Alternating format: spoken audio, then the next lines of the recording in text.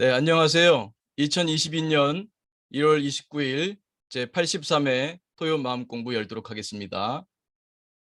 네, 오늘도 3분 명상 혹은 3분 마음 챙김 명상으로 시작하겠습니다. 자, 몸과 마음을 편히 합니다. 어깨 힘 툭 떨어뜨리시고 가만히 지금 여기에 내 몸에 호흡의 마음 모읍니다.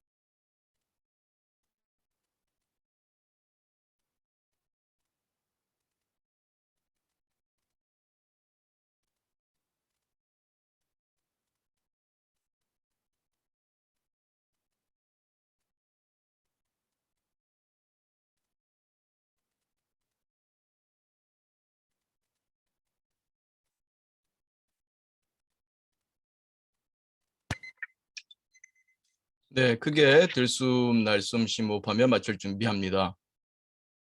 다시 한번 크게 들숨, 날숨, 심호흡하며 준비된 분은 천천히 눈을 떠도 좋습니다. 네.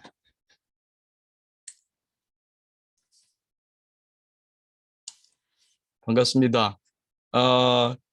내일인가요? 모레인가요? 우리 또 설날이죠? 우리 한국 사람들은 새해 2번씩 복을 받습니다. 네. 새해 복 많이 받으십시오. 네. 설 명절에도 이렇게 토요 마음 공부 잊지 않고 참가해 주셔서 또한 감사드립니다. 네. 오늘 또 공부 진행하겠습니다. 마음을 공부해야 행복하다. 우리 그 마음 지식 끝내고 마음 기술로 들어와서 명상, 마음 챙김, 긍정심리, 마음을 쉰다 명상, 마음을 본다 마음 챙김, 마음을 쓴다 긍정심리.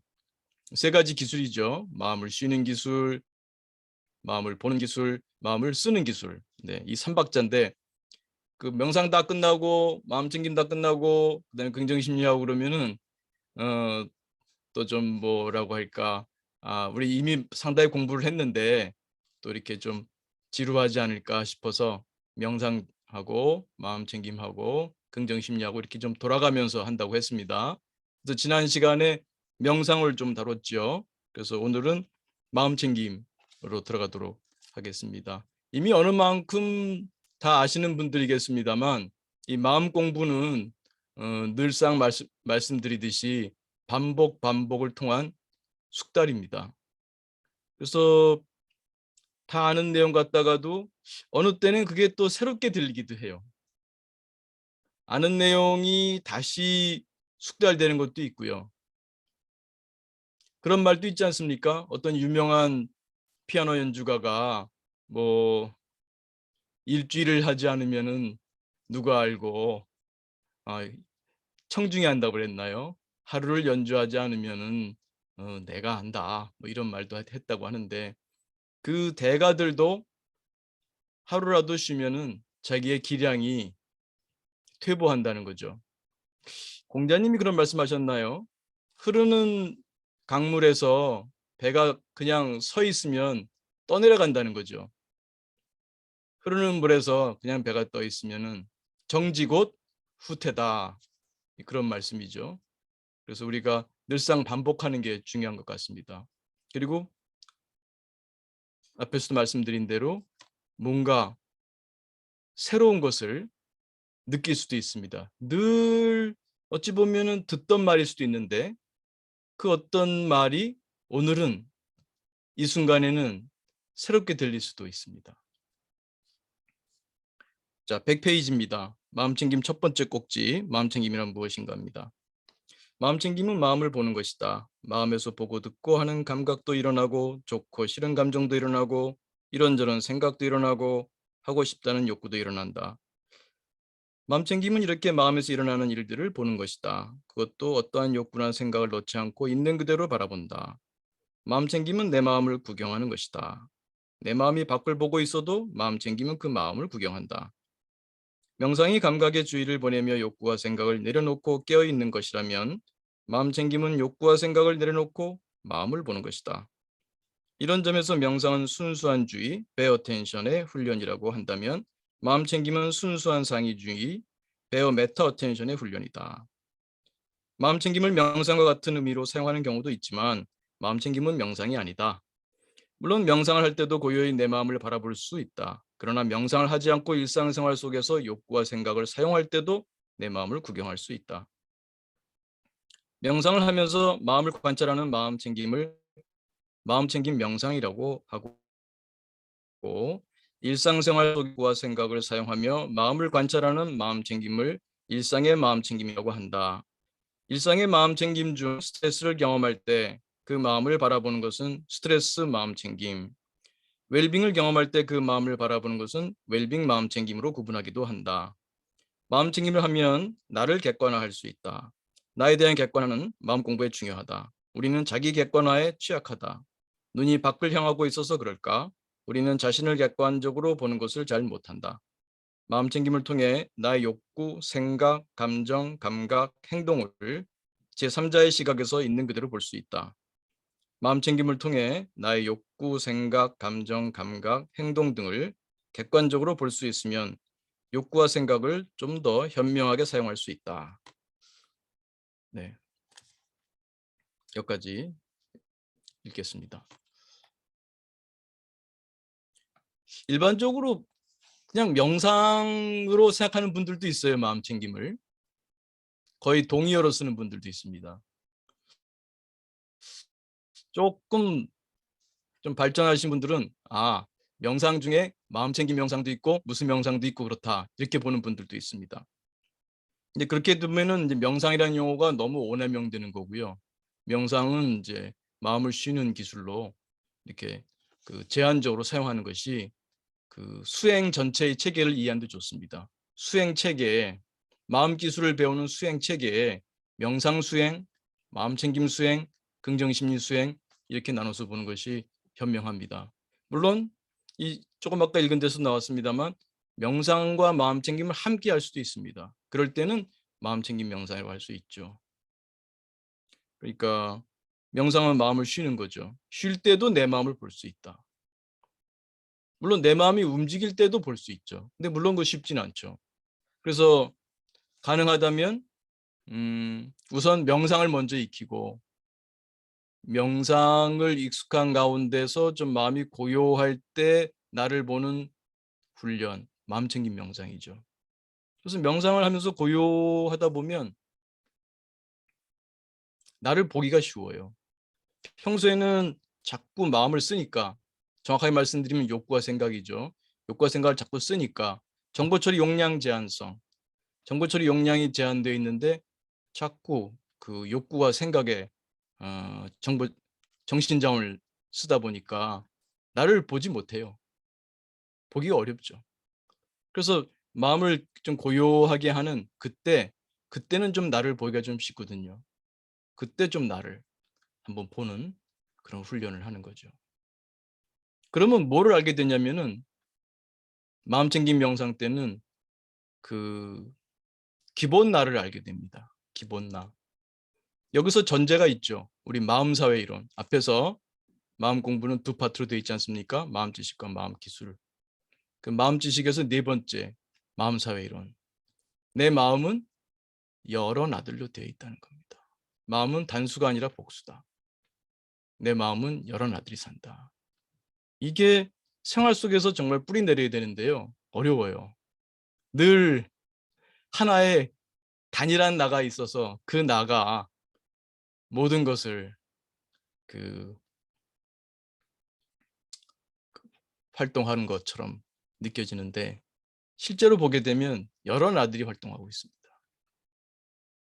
그걸 생활 속에서 자꾸 깨우치셔야 되기 때문에 마음챙김이 일상생활에서도 도움이 되는 게요. 서로 두 가지 마음사이론과 마음챙김 이것이 서로 좀 그 좋은 궁합관계에 있습니다.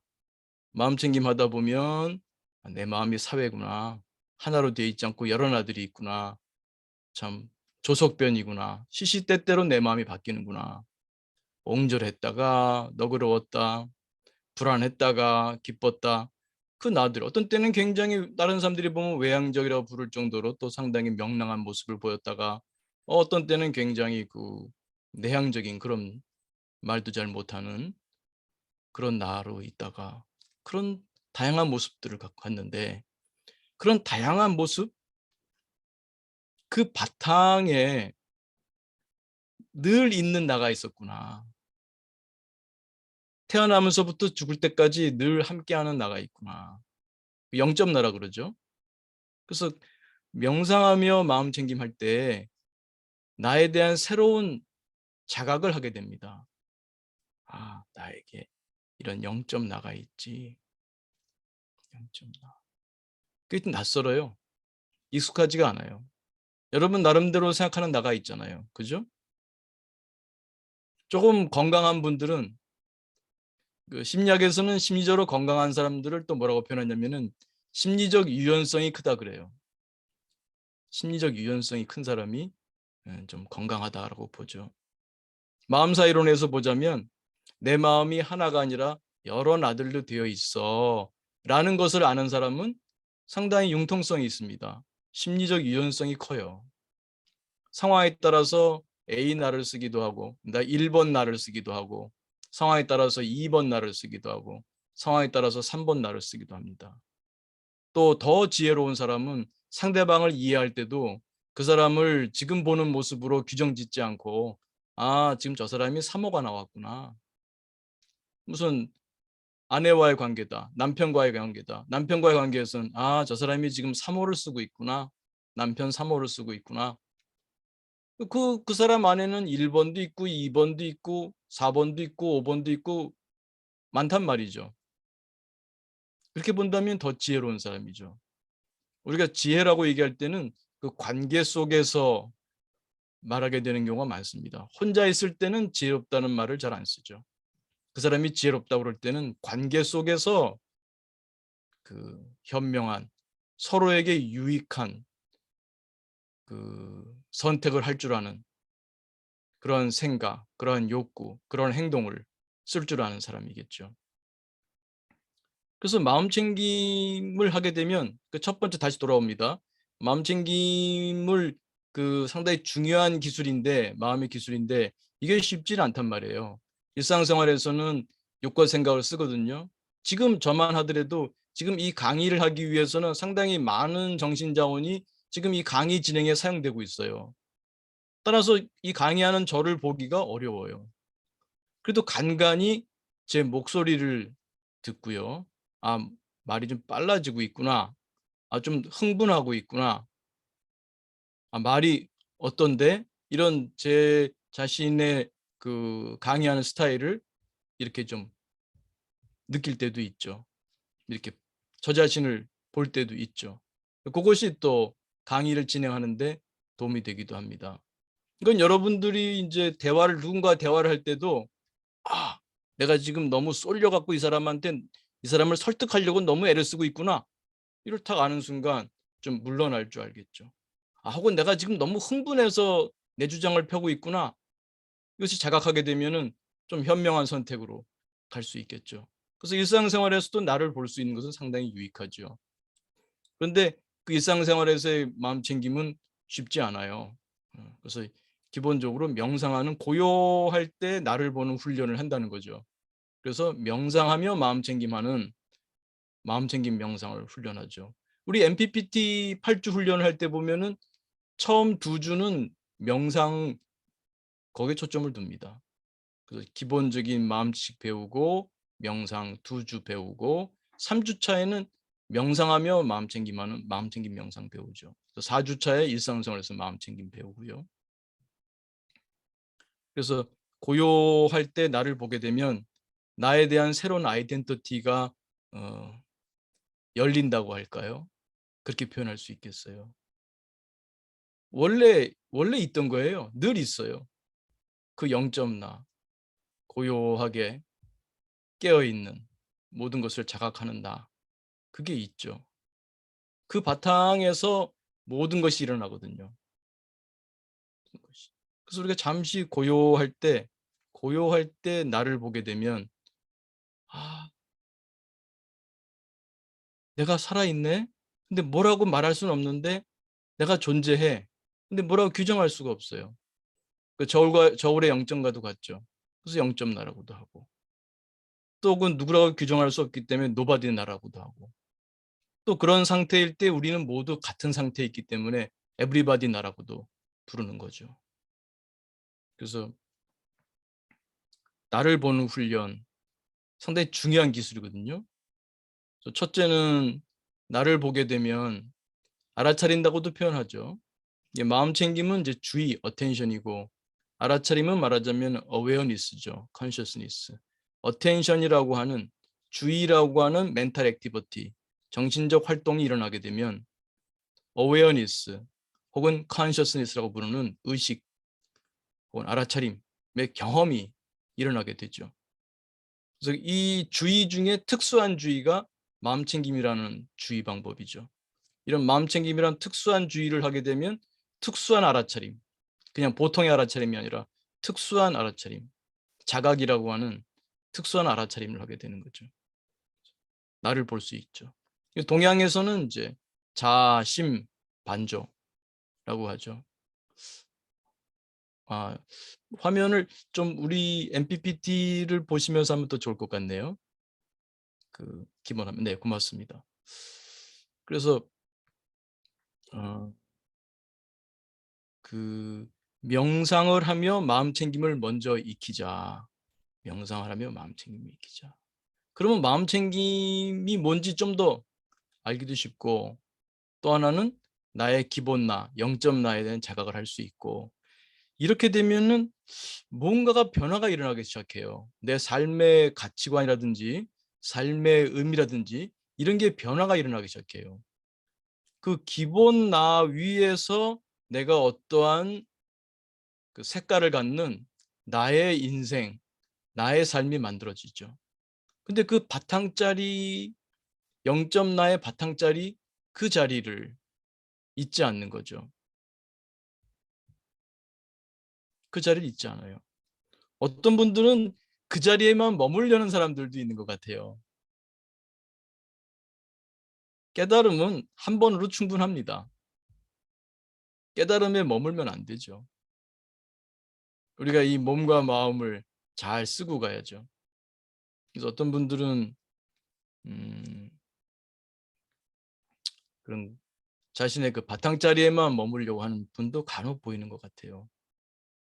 제가 종종 비유를 듭니다만 저울이 0점을 잘 잡아야 됩니다. 0점 못 잡으면 안 돼요. 그러면 몸무게든지 어떤 물건이든지 어떤 무게를 제대로 못 잴 거 아닙니까? 그 0점을 잘 잡는 건 중요해요. 50kg 올려놓으면 50kg 딱 가리키고 또 치우면 딱 0점으로 가야죠. 그러나 저울이 0점만 가리키고 있다면 그 0점이 그거는 저울이 아니죠. 지가 저울인데 무게를 재야 저울이지 0점만 잡고 있으면 그게 저울입니까? 그래서 그 0점 나에만 머물려고 한다면 그것도 병통입니다. 그래서 혹시 좀 그 돌을 닦는다, 마음 공부한다는 분 중에 그런 고요한 그것만 추구한다면은 좀 잘못된 길로 갈 수도 있다라는 말씀을 드리면서 그 마음 챙김을 이제 공부하는데 기본은 명상을 충분히 하고 명상에서 고요함이 조금 어느 정도 안정될 때 그때 마음 챙김을 하면 좋습니다. 그래야 마음 챙김의 힘이 제대로 등력을 할 수가 있습니다. 명상의 힘이 좀 약할 때는 마음 챙김을 하기가 쉽지 않아요. 그래서 마음을 고요히 하는 그 명상이 어느 정도 익숙해지면 그때 사실은 마음 챙김을 따로 안 배워도 고요하게 명상이 좀 잘 되다 보면 문득 그 고요한 상태일 때 자신을 돌아보게 되는 경우가 있습니다. 그래서 자연스럽게 자기 자신을 자각하는 그런 경우도 가끔 있습니다. 그래서 그러나 이 마음챙김이라는 것을 알게 되면 훨씬 더 빠르게 0점 나를 자각할 수 있겠죠. 그래서 기본적으로 명상을 잘 익숙하게 하시면서 그 다음에 거기에 마음챙김을 얻는다. 고명 얻듯이요. 그렇게 하시면 좋겠습니다. 그래서 오늘은 여기까지 마음챙김에 대한 말씀 드리고 네. 중간 명상 온도는 한 1분 정도만 하겠습니다. 강의가 길지 않았어요. 1분 명상하고 질의응답 또 소감 나눔 시간 갖겠습니다.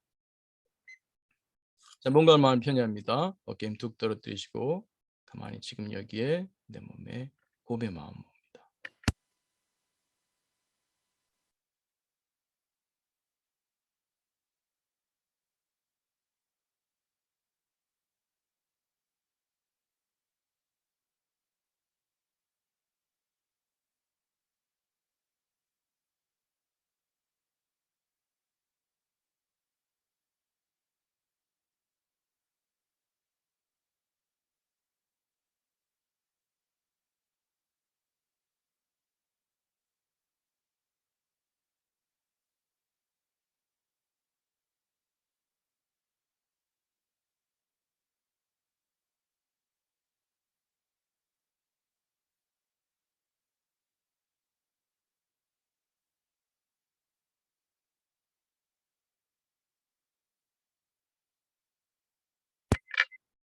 네, 크게 들숨 날숨 심호흡하며 마치도록 하겠습니다. 네, 고맙습니다.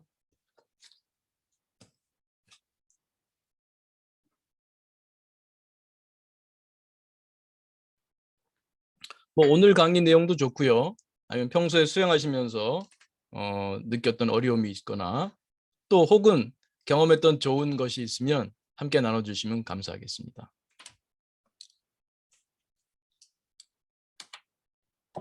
교수님, 긍정 네, 김 선생님. 심리를 하는 게 예, 교수님, 네, 긍정 심리가 이제 내가 내 마음을 쓰는 부분인데요. 거기 글 네, 보면 그게 제일 어려운 것 같아요. 왜냐하면 우리가 직장 생활을 하든지 가족 구성원으로 살아가든지 사회에서 살면서 무수한 비난을 받잖아요.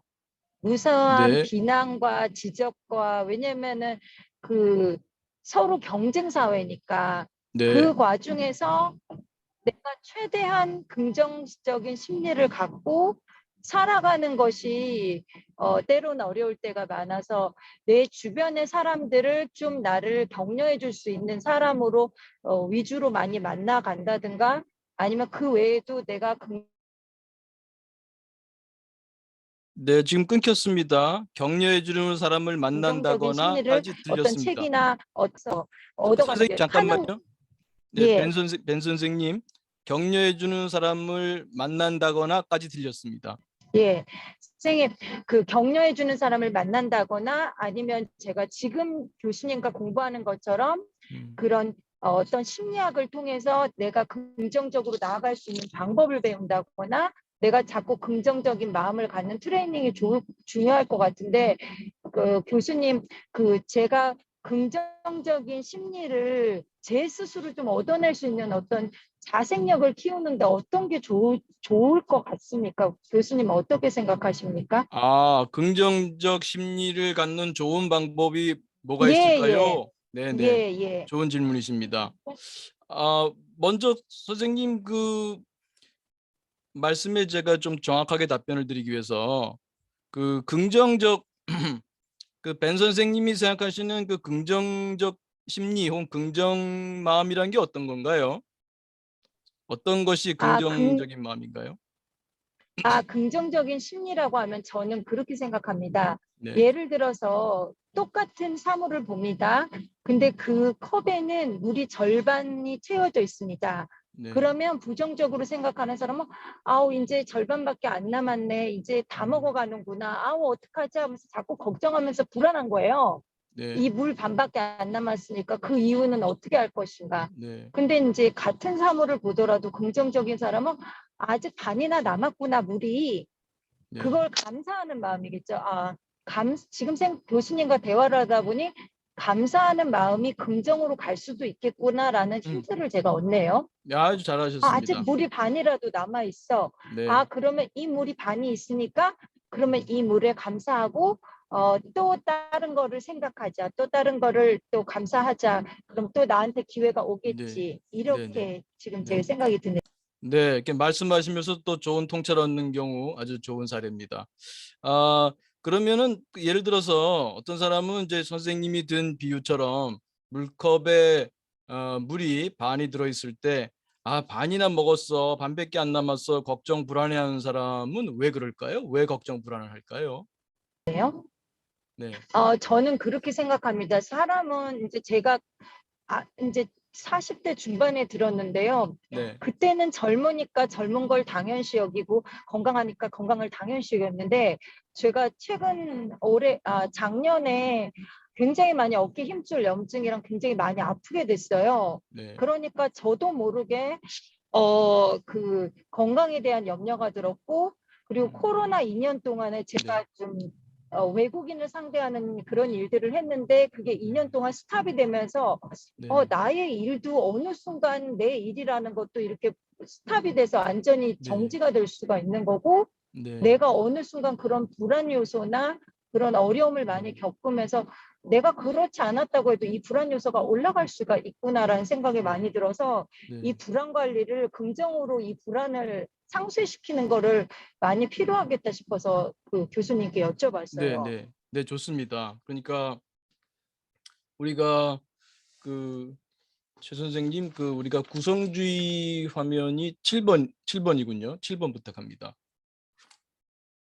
우리가 이 아까 네 가지 마음 지식 중에 그 동기상태 이론, 그다음에 구성주의, 세 번째 정보 처리 용량 제한성, 그리고 네 번째 끝으로 그 마지막이 마음사 이론이었습니다. 이런 기초 공부가 돼야 이제 그 이런 마음 공부가 좀 체계가 잡히거든요. 긍정적으로 생각한다, 긍정 심리를 갖는다, 좋은 말씀입니다. 그래서 그 말하자면 이 우리 경험해서 좀 스트레스보다는 웰빙을 경험하고 싶다는 거죠. 걱정이나 뭐 불안이나 뭐 이런 감정보다는 우리가 좀 기쁘고 즐거운 그런 경험을 하고 싶다는 거 아니겠습니까? 그랬을 때 그 이 경험을 이루는 것이 박조건, 지금 뭐 코로나 상황, 또 선생님이 뭐 모르겠습니다. 아마 어떤 자영업을 하시든지 아니면 어디서 일을 하시든지 아마 조금 뭐 매출이 줄고 그런 일들이 생기는 상황, 그런 것에 대해서 그 선생님은 이제 마음 공부라는 분들로서 보통 사람이라면 이 박조건 자체에 힘들어하고 이것의 타악에 위해서 좀 고민하고 그러겠죠. 물론 그것도 필요합니다. 근데 선생님은 이제 마음 공부하는 사람의 어떤 자세로서 나를 좀 바꾸면, 즉 긍정적으로 생각하면 내 경험이 바뀌지 않을까? 내 경험이. 이제 그런 말씀을 하시는 거죠, 변 선생님?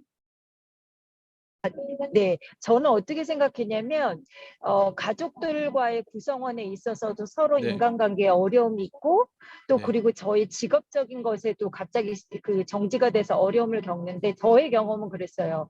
어떤 부정적인 것이 자꾸 떠오르고 힘든 것이 상황이 벌어지면 제가 자꾸 긍정적인 경험을 하는 거예요. 그게 긍정적인 심리가 됐든 뭐가 네, 됐든 그럴 때 예를 들어서 사람마다 다르겠지만 어떤 사람은 여행, 어떤 사람은 독서, 어떤 사람은 심리학 이런 거를 통해서 자꾸 긍정적인 마음과 그거를 바탕으로 한 어떤 기분 좋은 긍정적인 자극들이 들어왔을 때 나에게 있는 어떤 스트레스나 부정적인 자극이 상쇄되지 않을까라는 생각이 들어서 저는 긍정 심리에 그 네, 더 주목이 되더라고요, 네, 교수님. 맞습니다. 그래서 우리가 여기 보게 되면 안 조건의 변화를 통해서 우리의 경험을 변화시킬 수 있는 힘을 얻고자 하는 것이 이제 마음 공부라고 할 수 있는데요. 이 안 조건에는 동기, 인지, 정서, 감각, 행동의 요소로 나눠볼 수가 있습니다. 조금 딱딱하게 들리실지 모르겠습니다만 이런 공부를 깔아 놓으시면은 훨씬 더 깊이 있고 오래 지속하는 마음의 힘을 기를 수가 있습니다. 동기는 다른 말로 욕구라고도 하고요. 인지는 다른 말로 생각이라도 하고요. 정서는 보통 쓰는 말로는 감정이라고 할 수 있습니다. 여기서 선생님이 주로 말씀하신 건 지금 주로 인지적인 부분이에요. 생각을 바꾸게 되면 다르게 보이는 거죠. 우리가 관점을 바꾸면 다르게 보이는 것처럼요. 똑같은 것도 뭐 이게 이 펜이 있다면 펜을 이렇게 놓고 본다면 이렇게 가로로 길겠죠.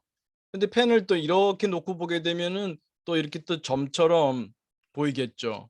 그러니까 똑같은 펜도 바라보는 관점에 따라서 전혀 다른 모습으로 보일 수 있지 않습니까? 그것처럼 우리가 맞닥뜨리게 되는 환경, 박조건도 우리가 어떻게 인식하느냐에 따라서 다르게 경험될 수 있다는 거. 그래서 선생님은 이제 거기에 초점을 두시는 거죠. 또 물론 지금 말씀하신 것처럼 우리가 행동을 변화시켜도 맞습니다. 근데 또 제가 또 강조드리고 싶은 것은 근원적으로 이 동기를 좀 봤으면 좋겠다는 말을 좀 추가해 드리고 싶습니다. 왜 그러냐면 우리가 기본적으로 첫 번째가 그 동기상태 이론이거든요. 동기상태 이론. 그 동기상태 이론을 잠시 한번 좀 봐주시면 어, 네, 8번입니다. 그 우리가 경험한 것이 스트레스든 웰빙이든 우리 경험은 크게 나누면 두 가지죠. 동기가 없으면은 이런 경험이 없습니다. 그 김 선생님이 어느 만큼 지금 마음 공부를 하셨는지 제가 잘 모르기 때문에 말씀드리기가 좀 어렵긴 합니다만 제가 선생님 이렇게 목소리 듣기는 처음인데 혹시 오늘 처음 참가하셨는지요? 네, 선생님 오늘 처음 참가했습니다. 네, 그래서 제가 좀 말씀을 조금 길게 좀 드리고 있습니다. 그래서 이 동기가 없으면, 즉 우리 욕구가 없으면 스트레스가 없다는 기초부터 좀 필요하거든요. 우리가 즐거움을 경험하든 고통을 경험하든 그 기반은, 그 출발은 내 욕구라는 겁니다. 내 욕구가 없으면 그러한 그 스트레스도 없고 웰빙도 없다는 거죠. 아까 이 물컵 말씀하셨을 때 물컵에 물이 반쯤 들어있다. 반쯤 들어있다 했을 때 어떤 사람은 여기서 불안을 느끼고 어떤 사람은 감사를 느낀단 말입니다.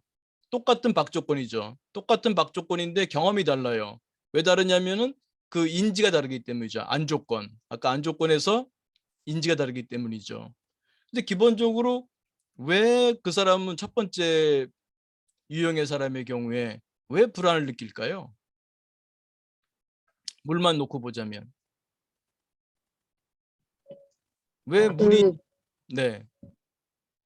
물이 반밖에 없으면 그 다음번에는 다 없어지면 물을 새로 구해야 되나? 네. 어떡하지? 이렇게 생각을 할 것 같아요. 네, 네. 그 늘 부지 제가 기본적으로는 만나본 사람 중에 네. 만나본 사람 중에 어떤 유형의 사람은 계속 부정적인 생각만 하더라고요. 같은 경험을 해놨는데도 네. 어느 클래스를 들었든 아니면 어디 여행을 갔든 여기서는 이게 불만이고 여기서는 이게 안 좋고 늘 안 좋은 면만 보시는 분을 제가 경험을 했거든요. 일을 네, 네. 하면서. 그럼 네. 이런 사고관이 아닐까. 대신 어떤 분은 갔다 네. 오시면 거의 대부분의 좋은 평을 하시고 좋은 네. 내용을 음. 말씀하시길래 아 이런 그 음. 생각의 사고가 다르면 그럴 수 있겠다. 네. 인지가 다르면 네. 아까 네. 아마 교수님 말씀하신 것처럼 네, 김 선생님이 아마 여행 쪽에 일을 하시는지 모르겠습니다. 그 여행 안내를 하면 네 맞습니다. 여행 네, 안내 네. 쪽을 합니다. 네, 고맙습니다. 그분들이 그러한 인지를 갖게 된 거는요. 아마 어린 시절부터 첫째 출발은 제가 다시 강조드립니다. 욕구입니다. 동기. 동기가 없으면 스트레스도 없고 웰빙도 없거든요. 아마 그런 분들은 아마 어린 시절에 어떤 좌절 경험, 이게 스트레스라는 것은 욕구가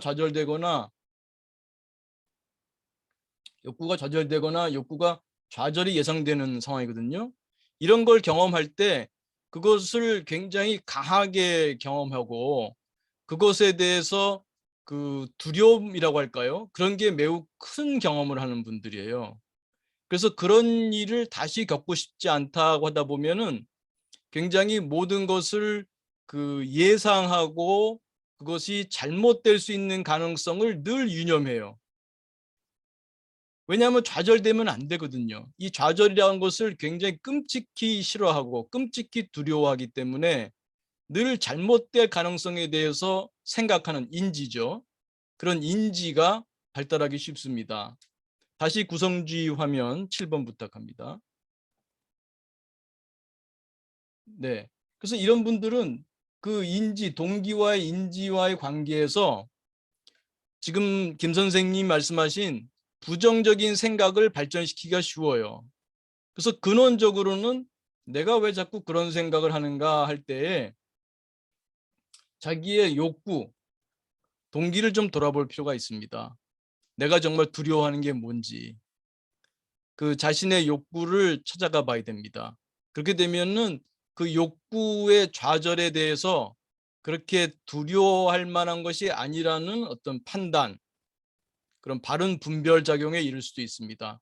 그러면 더 뿌리적인 작업에서 그분들의 사고방식이 변화할 수도 있습니다. 그래서 제가 덧붙여 말씀드린 것은 김 선생님이 말씀하신 대로 우리 생각을 바꾸는 방법이 있고요.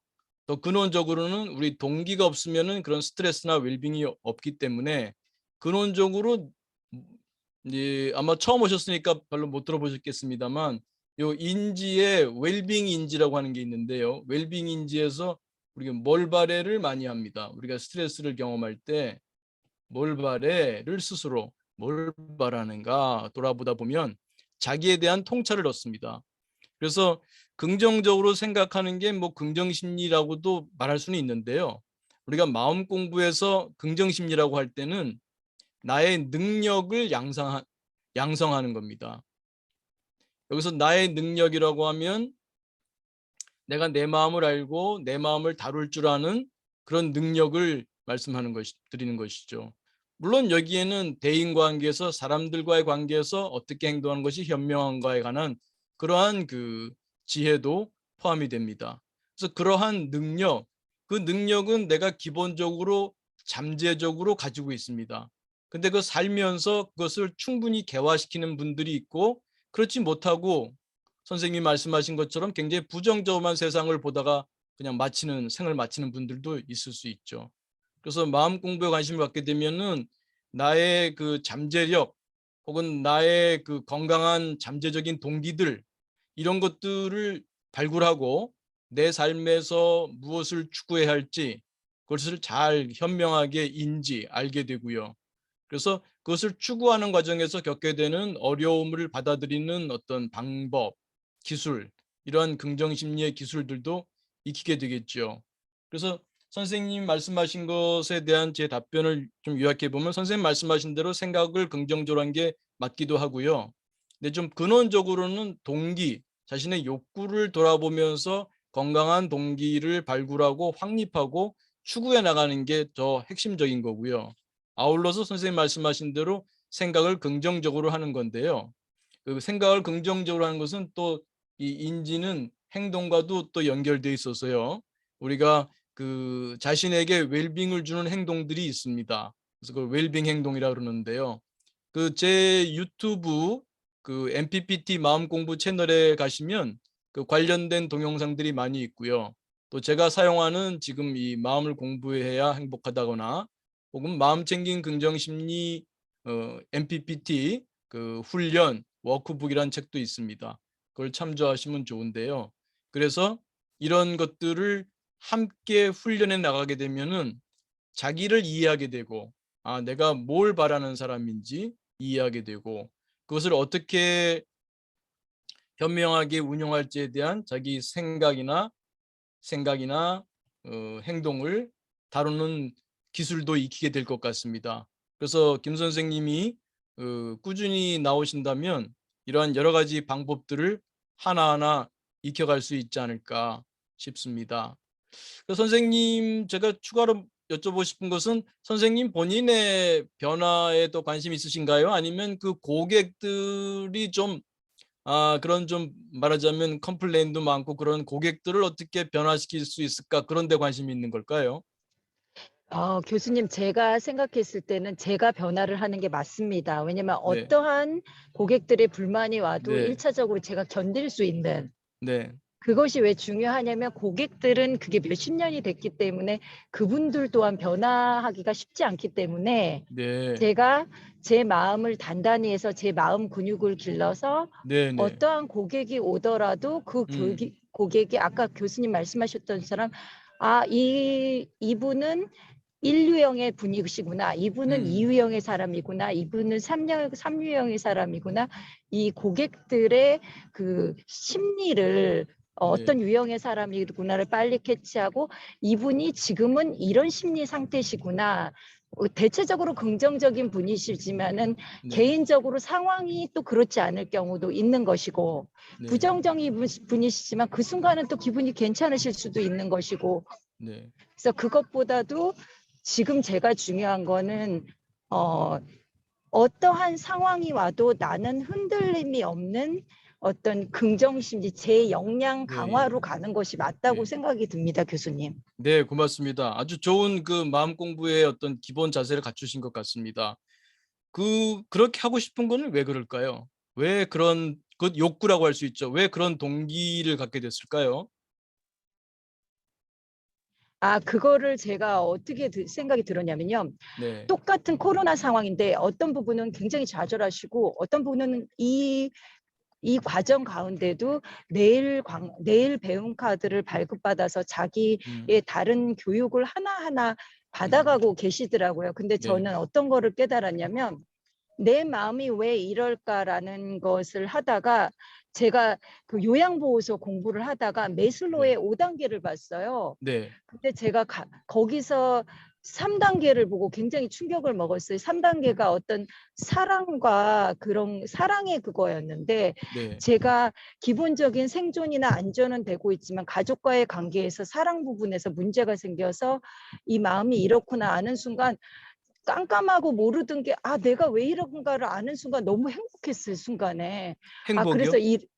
순간 이런 공부를 해야겠다고 느낀 게 사랑이 안 됐구나. 그다음에 단계가 4단계가 존경이더라고요. 존경이 안 됐구나. 5단계가 자아 실현인데 제가 지금 하던 일이 지금 안 됐잖아요. 제가 이제 직업자로서 자아 실현이 되던 부분이 안 된 거를 음, 안 된 환경 속에서 제가 마음의 어려움이 왔구나라는 제 진단이 되더라고요. 그래서 심리학적인 공부를 한다면 내가 메슬로의 5단계를 보고도 이렇게 그 불안감이 왜 그런지가 해소됐듯이 그런 부분들이 제게서 해소가 된다면 그 어떤 배움의 이론들이 저에게는 큰 기쁨이 될 수 있겠다는 생각이 들어서 네. 심리학 수업을 하게 됐습니다. 좋습니다. 그러니까 선생님 심리학 공부를 하시면서 그 원인을 알게 되니까 내가 그러면 내 어려움을 혹은 나의 지금 만족스럽지 못한 삶을 훨씬 만족스러운 삶으로 웰빙의 삶으로 만들 수 있겠다고 하는 그런 기대감이 생기신 거죠? 네, 선생님, 네. 왜냐하면 사람이 왜 불안할까는 모르기 때문이거든요. 네, 네. 예를 들어서 사람이 어디가 아파요. 어디가 아픈데 그 보니까 어디가 아픈지를 모르는 거예요. 근데 당신은 네. 이게 지금 신호신염이에요. 폐렴이에요. 네. 네. 딱 정해지고 나면 사람이 네. 거기서 안도감을 내리듯이 네. 아, 내 마음이 도대체 왜 이럴까? 나 왜 음. 이렇게 힘들지? 왜 이렇게 힘들지? 그랬는데 네, 네. 아, 내가 메슬로의 5단계를 그 네, 네. 요양보호사 공부를 하면서 네, 네. 아, 내가 2단계가 지금 나한테 안 되고 있어서 네, 네. 힘들구나. 아, 네, 네. 그럼 2단계를 내가 이루어 가면 되겠다 하고서 네. 제가 공부를 해보니 네. 그 공부하는 순간이 너무 행복하다는 거예요. 제 네. 직업을 떠나서. 네, 아주 아, 좋습니다. 그래서 심리학 공부를 해야겠다 네, 그런 네. 생각이 들었습니다. 네, 정말 격려의 박수를 보내드리고 싶습니다. 아, 훌륭하십니다. 네, 네. 그 선생님이 보신 그 메스로의 그 5단계라는 게 바로 욕구 5단계, 욕구가 동기라고 말씀드렸죠. 결국 김 선생님도 경험하신 게 뭐냐면, 아, 내 행불행의 핵심이 동기구나. 선생님이 지금 통찰을 얻으신 것은 그 공부를 하시다가 아, 내가 그렇게 만족스러운 삶이 아니었는데 아, 그 원인이 내 관계 속에서 오는 그 사랑, 관계 속에서 오는 그 동기의 충족, 그 관계에서 내가 채울 수 있는 그 동기 충족의 웰빙이 잘 안 되고 있었구나라는 통찰을 얻게 됐기 때문에 아, 그러면 앞으로 어떻게 하면 되겠네. 그동안은 막연하게만 왜 그럴까 참 암중모색 어두운 그 곳에서 헤매는 것 같았는데 이 터널에 빛이 보이고 이 빛을 따라서 가면 되겠다는 게 있으니까 이 동기 충족 예상의 행복이 되는 거죠. 다시 그 동기상태 이론 8번 부탁합니다. 선생님이 지금 이제 웰빙의 동기 충족 예상이 되신 거예요. 아직 충족은 안 됐습니다. 그죠? 아직 선생님이 관계에서 어떻게 하는 게 좋은지 기술을 충분히 익히지 않으셨기 때문에 뭐 배우자와의 관계나 자녀와의 관계나 혹은 고객들과의 관계나 그런 사람들과의 관계에서 오는 충족이 아직 그렇게 많다고 볼 수는 없습니다. 그러나 선생님은 아, 이렇게 하게 되면 되겠다라고 하는 동기 충족 예상의 웰빙을 경험하시고 그런 기쁨을 느끼셨고 또 그걸 통해서 이제 내가 마음 공부를 좀 해야겠다 하는 심리학 공부를 해야겠다는 그런 마음을 먹게 되신 것 같아요. 정말 잘 되신 일입니다. 축하드릴 일입니다. 그래서 다시 강조드립니다만 내 욕구를 아는 게 중요하구나. 내 행복에서 누구나 선생님도 지금 말씀만 하셨지만 결국 행복하게 살고 싶다는 거잖아요. 웰빙의 삶을 살고자 한다는 거잖아요. 그럴 때 핵심이 동기구나. 내가. 그러면 선생님 다시 돌아오면 선생님 직업과 관련해서 지금 여행업과 관련해서 선생님이 갖고 있는 동기는 뭘까요? 그 여행업을 종사하시면서 거기서 뭘 바래?라고 제가 여쭤본다면 뭘 바래? 하고 제가 여쭤본다면 뭐라고 저는 하실 것 사실 같아요? 외국어를 공부를 했어요. 네, 그래서 어려서부터 되게 외국어를 하고 싶었는데 제가 왜 그 원인이 외국어를 하고 싶었을까 지금 와서 생각을 해보니 제가 되게 가족 어린 시절에 되게 마음이 힘들었다고 집에서.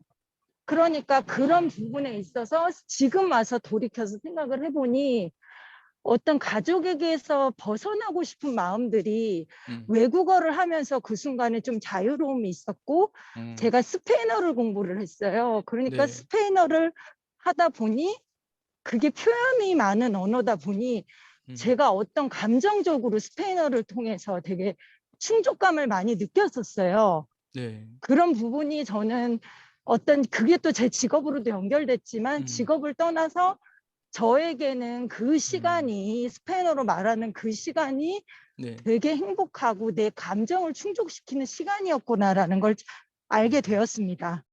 좋은 통찰하셨습니다. 근데 선생님이 여행업을 하시게 되면은 그 스페인어를 사용하고 스페인으로 여행을 가고 하는 그러한 그 선생님의 그 일상의 어떤 에서 좀 벗어나는 그런 경험만 하는 게 아니라 고객들을 만나야 되잖아요. 그죠? 고객들을 만나는데 저는 주로 음. 외국인 고객들을 많이 아, 상대를 그래요? 했었어요. 그럼 외국 예, 고객들을 만나는 것도 즐거우시고요. 예, 그것도 굉장히 즐거웠었어요. 네, 스페인어를 사용할 수 있으니까. 예, 스패너를 사용할 수 있고 또 여러 외국인들을 만날 수 있는 네. 상황들도 굉장히 즐거웠고, 네. 근데 그게 어느 순간 2년 정도 다 스탑이 되면서 음. 이거는 불가항력적으로 내가 하고 싶어도 할 수 없는 상황이 올 수도 있겠다는 단계가 됐었고, 네. 그러면서 제가 요양보호사를 공부를 해보면서 네. 노년과 인간의 그 총 삶에 대해서 공부를 했었어요. 네. 그래서 제가 느꼈던 거는 내 일이 다 스탑이 되더라도 내가 뭐 다 음. 하더라도 내가 공부할 수 있는 그 시간이 나는 너무 네. 즐겁고, 네. 그 어떤 공부나 이론을 통해서 제가 교수님 말씀하신 게 맞아요. 제 아픈 게 다 해결이 되진 않았어요. 네. 하지만 내가 왜 아프지? 그런 거를 해결점을 받고, 네. 또 그 메슬로의 5단계를 보면서 거기서 내가 혹시 가족으로부터 사랑받지 못하고 가족으로부터 존중받지 못한다 해도 자아 실현을 하면 그 외국어 통역을 할 때 그 순간만큼은 제가 직업인으로서 굉장히 존중을 받았거든요. 네. 그래서 그 순간들이 저한테는 살아가는 원동력이었고 되게 힘이었다. 네. 그러면 아까 말씀드렸던 것처럼 내가 좋아하는 순간, 저에게 중요한 거는 사랑과 존중이었는데 그거를 저는 직업을 통해서 얻은 거죠. 네. 그래서 공부를 하면서 또 다른 제2의 직업을 찾건 아니면 그쪽을 어떤 쪽이 됐든지 제가 공부를 하면서 저의 또 다른 자아 실현을 통해서 네. 그 다른 사랑과 존중의 영역이 해결이 될 수 있겠구나라는 저는 실마리를 본 거예요. 네. 네. 그래서 행복한 가정을 네. 네. 이루지 못했거나 실패한 사람도 어떤 자기의 자아의 네. 직업을 통해서 자아 실현을 네. 통하든지 아니면 공부를 통해서 네. 또 다른 기쁨을 얻을 수 있겠구나라는 실마리를 얻었습니다. 네. 좋은 말씀입니다. 아주 통찰을 그 심리학 공부를 많이 하신 것 같지는 않은데 굉장히 통찰을 잘 또 많이 이루신 것 같습니다. 그 이쪽으로 공부를 하셔도 참 좋을 것 같다는 생각이 듭니다. 그 메스로의 그 5단계 혹은 8단계 뭐 얘기를 할 때 꼭 그 단계가 뭐 그 앞 단계가 충족이 돼야만이 그 윗 단계를 가고 그런 것은 아닙니다. 메스로도 꼭 그런 것은 아니라고 얘기했습니다. 일반적으로 그렇다 그런 얘기지 반드시는 아닙니다. 그런데 그 다시 강조드립니다만 우리 내부에 욕구가 있거든요. 그중에 상당히 중요한 게 관계의 욕구입니다. 그 관계에서 사랑받고 존중받고 사랑하고 존중하고 감사하고 감사받고 하는 그런 관계에서 오는 행복이 중요하거든요. 근데 이제 그것을 얻는 방법은 사람마다 다를 수 있겠죠. 이제 선생님의 경우에는 그동안은 이제 직업적인 걸 통해서 그런 존중받는 느낌을 받았습니다. 근데 그걸로 이제 충분하다면은 오케이입니다. 근데 또 다른 예를 들면 어쩌면은 그런 그 고객과의 관계에서 혹은 동료와 혹은 상하 관계에서 직업적 관계에서 존경을 받는 것만으로는 뭔가 채워지지 않는 그런 허전함이 있을 수도 있는데 선생님은 그러시지 않으셨나요?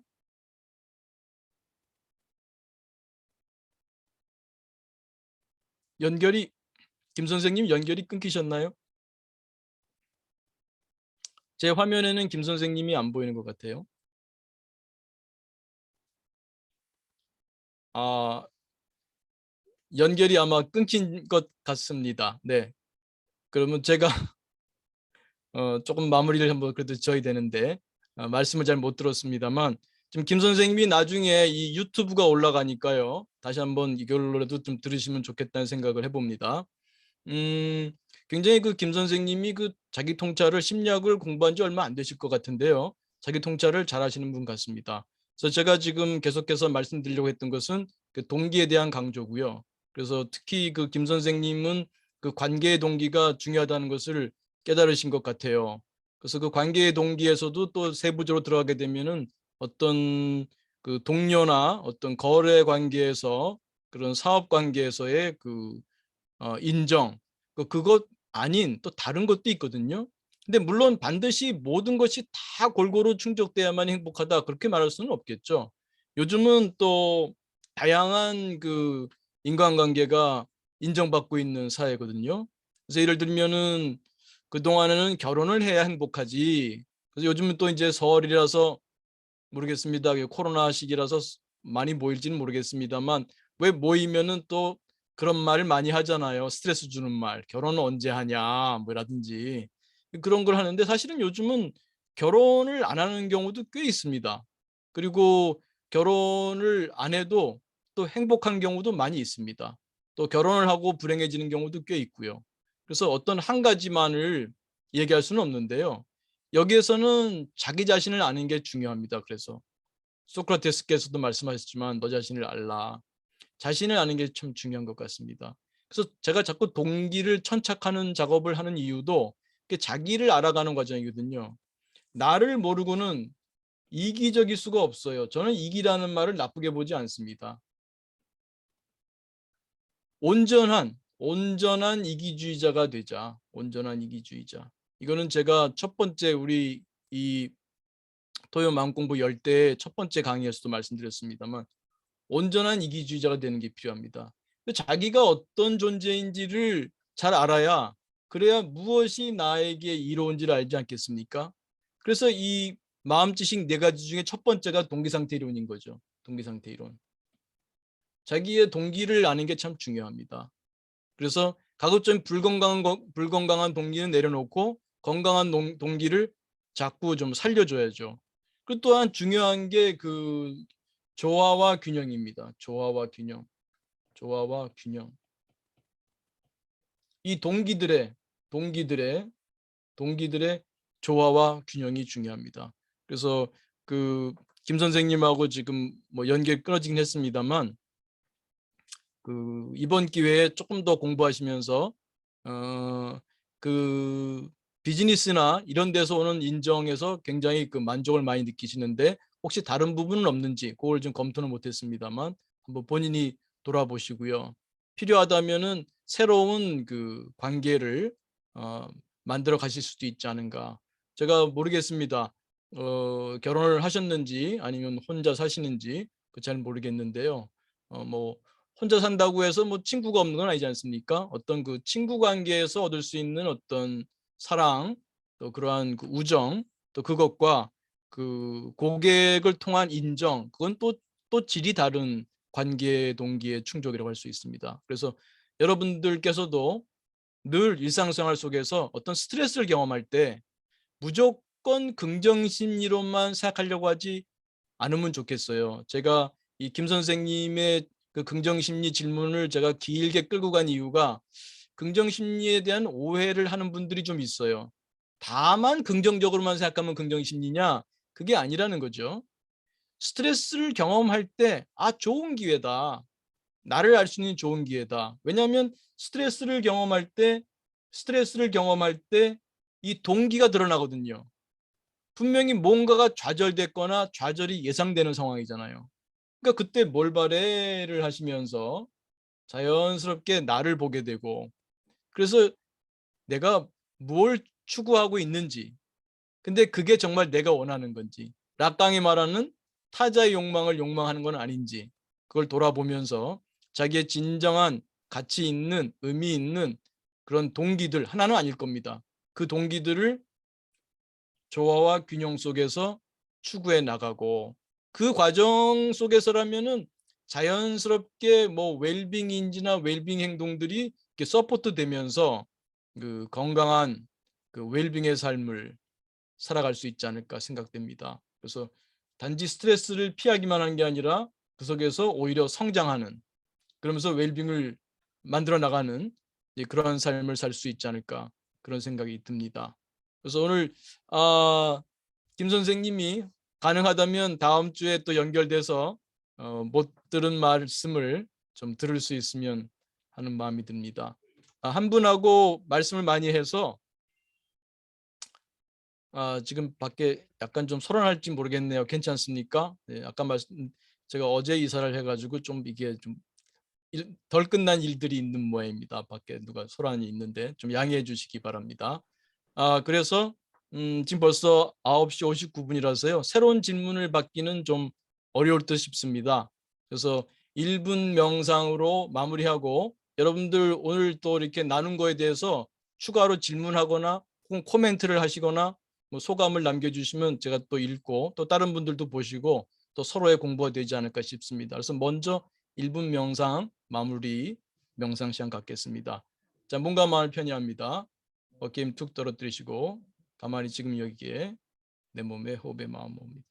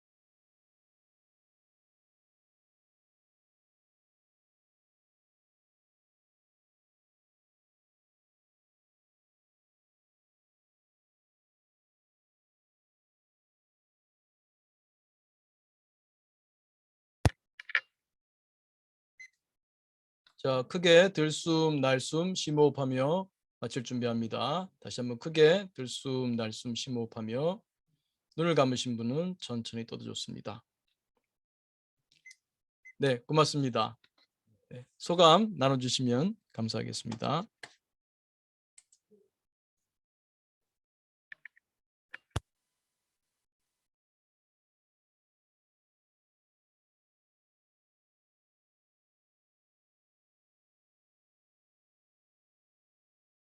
아, 윤 선생님, 아닙니다. 아유, 늘 안 될 때가 있는 겁니다. 네, 결코 실망하실 필요 없습니다.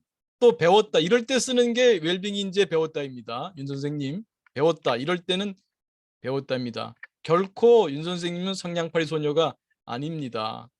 네, 그런 분이 아닙니다. 선생님 제가 잘 이 마음 공부해서 잘 압니다. 네, 선생님은 이번에 배웠다로 잘 좋은 먹이로 삼으십시오. 이번에 선생님 성공하지 못한 것이 오히려 역설적이게도 그 성공하지 못함이 성공입니다. 윤 선생님의 바로 다음 이러한 우리 삶 속에 더 멋진 성공으로 나타나게 될 겁니다. 네.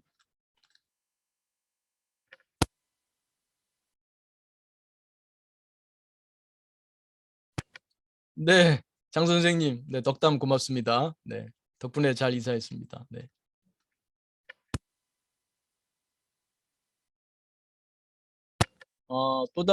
또 다른 김 선생님은 제 명상 이런 분류가 도움이 된 것 같습니다. 네. 교육과정, 자격과정 참여, 네, 뭐 좋은 곳에서 또 하시면 좋겠습니다. 네.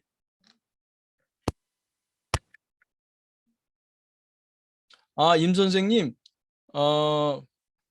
다음번에 또 참여하시죠. 뭐. 이게 또 임 선생님이 또 여러분 계시고 그러니까 앞으로는 선생님들 성함 옆에 가로하고 좋아하는 별칭이 있으면 쓰십시오. 저는 뭐 피스 이런 걸 또 쓰는데 평화 그러면 뭐 나는 뭐 장미 하시든지 해서 선생님들 성함 옆에 가로하고 별칭을 쓰시면 제가 선생님들을 별칭으로 불러드리면은 좋을 것 같습니다. 제가 또 실수로 또 이 성만 불러드린다는 게 자칫해서 또 성함을 다 불러드릴 수도 있기 때문에 가로하고 별칭을 써주시면 제가 별칭으로 선생님들을 호칭하겠습니다. 네, 어쨌든 임 선생님 다음 시간에 꼭 물어봐 주십시오. 네, 네. 또 다른 김 선생님 긍정심리와 동기상태 연결이 도움이 많이 되셨군요. 고맙습니다. 네, 또 새해 복 많이 받자는 그런 말씀들 고맙습니다. 네. 아, 아까 질문하신 김 선생님이 계셨군요. 아, 긍정 심리와 동기 욕구 설명 감사합니다. 네. 다음번에 또 마이크가 연결되면은 좋겠습니다. 네. 네. 덕분에 잘 이사했습니다. 고맙습니다. 네네. 네네. 늘 초심, 늘 초심. 초심이 중요합니다. 네. 문 선생님, 고맙습니다. 네. 이 선생님이 말씀하신 것처럼 솔직한 사례와 좋은 말씀 잘 들었습니다. 네.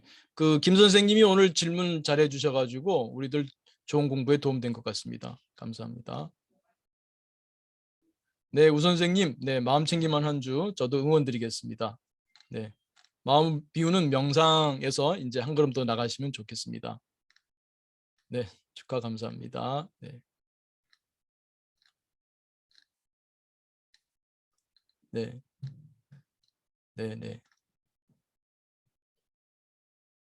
네, 또 다른 임 선생님, 네, 그, 또 꾸준히 나와주시는 임 선생님이신데, 네, 오늘 월바레를 또 좀 새로운 각도에서 이야기 되셨나 봐요. 네, 잘 됐습니다.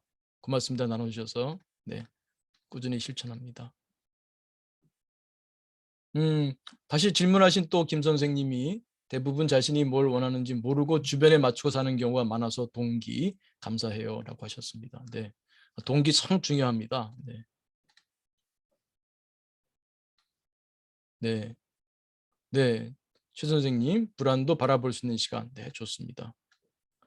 고 선생님, 네, 오랜만입니다. 고 선생님, 네, 다음 주부터 별칭 쓰겠습니다. 네, 가로하고 별칭 써주십시오. 네. 네, 이 선생님, 동기 상태에서 조화와 균형이 중요하듯 여러 나의 마음사에 정치 잘해야 한다. 말씀 연결. 네, 그렇습니다. 우리 마음사에 정치 잘해야 됩니다. 네, 고맙습니다. 네, 긍정심리 동기 아주 중요하게 연결됩니다. 네, 고맙습니다. 네, 몰발에 자주 스스로에게 물어봅니다. 네. 네, 정 선생님은 상대방에 대해서 몰발해가 어려운 경우가 있습니다. 다음에 기회 되면 질문하도록 하겠습니다. 네, 다음번에 정 선생님 질문해 주시면 네, 몰발해 상대에 대한 몰발해 다루도록 하겠습니다. 네, 네, 오늘 그 설 맞이 또 선생님들도 바쁜 일이 많을 텐데도 이렇게 참가해 주시고 함께 나눠주셔서 정말 감사드립니다. 또 즐거운 명절 되시고요. 또 복 많이 받으시고 또 한편으로는 우리 또 마음 공부하면서 또 주변에 또 복을 많이 짓는 그런 한 해가 되기를 빌어마지 않습니다. 네, 모두 복 많이 지으면서 건강하시고 행복하시고 평화로우시고 성장하시기 바랍니다. 감사합니다.